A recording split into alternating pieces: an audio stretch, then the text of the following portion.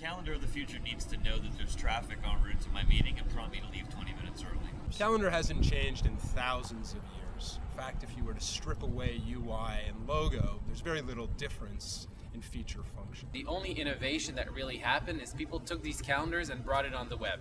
So I think we'll need to find a way to display the UI differently. Go back 20 years and you look at it and say, what was the real limiting factor for people who were pushing their professional envelope? It was what technology could you put in their hands. Right. Where are people going? Where are they right now? For what?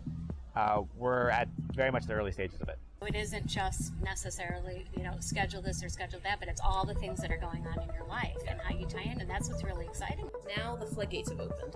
I've got the BlackBerry, I've got the iPhone, I've got the iPad, I've got the laptop, I've got the desktop, and then the list goes on. You've got your coffee in one hand, you've got your mobile on the other. I mean, you can't spend your time like clicking away. You look at the Outlook, you look at Google, Lotus Notes, it's pretty much the same thing for all of them. How do you take a fresh eye to it and come up with something that's a new touch? design? Mm-hmm. You click on it, it zooms. Your mobile has to be intelligent. I want to be on my phone, right? And just click on the calendar and see everything. Get it all. I think Google deserves some credit for doing a little bit when it comes to experimenting with public versus private entries and calendars. If we all live in public and I can watch you all day long, now I can see patterns in your life that you might not even know exist. I'm big on Facebook and Twitter and blogging and photo sharing and all that stuff. So share. A calendar is a really important part of a social network. You got the checking guys like Foursquare and Oana. We've got all these social applications and location-based services that are out there now that everybody's flocking to. And they're all disparate streams of data. All these different sources need an anchor.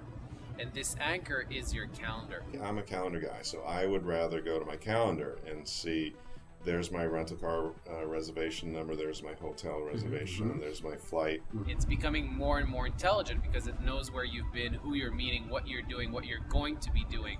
So now your calendar can work for you. What everybody does have is that feeling of stress. And you have three things to do, right? That's stress. My goal is to remove that stress. And if I tried to do a retrospective of how did I spend my time last month, last year, analytics on calendar, nobody does that. Calendar of the future should help me to optimize the way I spend my time so I can get more accomplished in a day. How do I use the calendar to more effectively manage my day as opposed to my day being managed by the calendar? The calendar of the future is not so far away. Everything becomes an optimization. I think technology is an incredible enabler.